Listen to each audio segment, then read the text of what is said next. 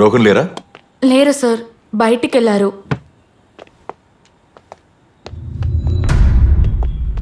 మీకు రూబన్, స్నేహ, అచ్చయ్ గురించి ఇంకేమైనా ఇంతకు ముందు చెప్పిన దానికన్నా చెప్పడానికి ఏమైనా ఉందా?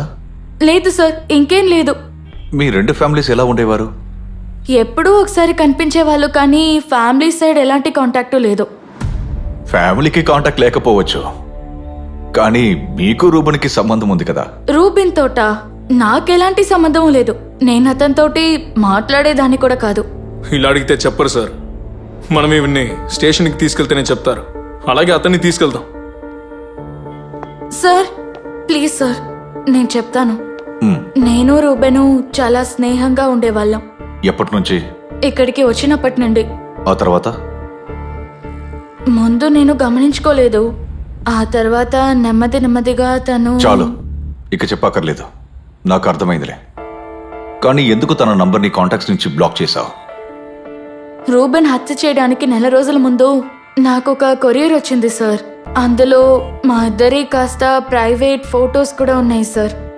రోహన్కి ఆ రిలేషన్షిప్ గురించి తెలియకూడదని నేను అతనితో ఉండే రిలేషన్ని స్టాప్ చేసుకొని నంబర్ని బ్లాక్ చేశాను.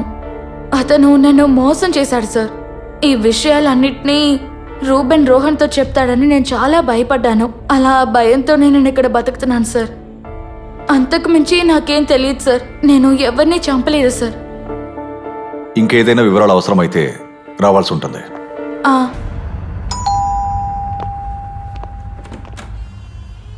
నాన్నగారు లేరమ్మా? ఆ, నాన్న.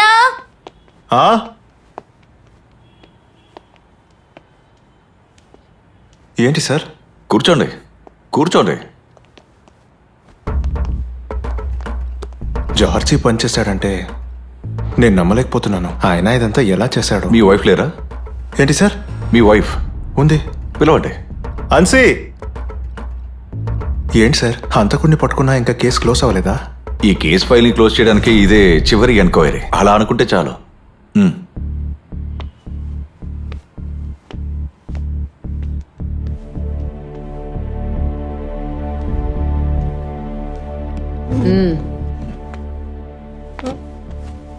కూర్చో. మాకు కొన్ని అనుమానాలున్నాయి. సార్, ఆ రోజు చెప్పింది తప్ప ఇక చెప్పడానికి ఏమీ లేదు. వాళ్లతోటి మాకు ఎలాంటి రిలేషను లేదు. ఇక నిజం చెప్పాలంటే 4-5 సార్లే చూసుంటాం. అదంతా మేము ఆ రోజే చెప్పాము కదా.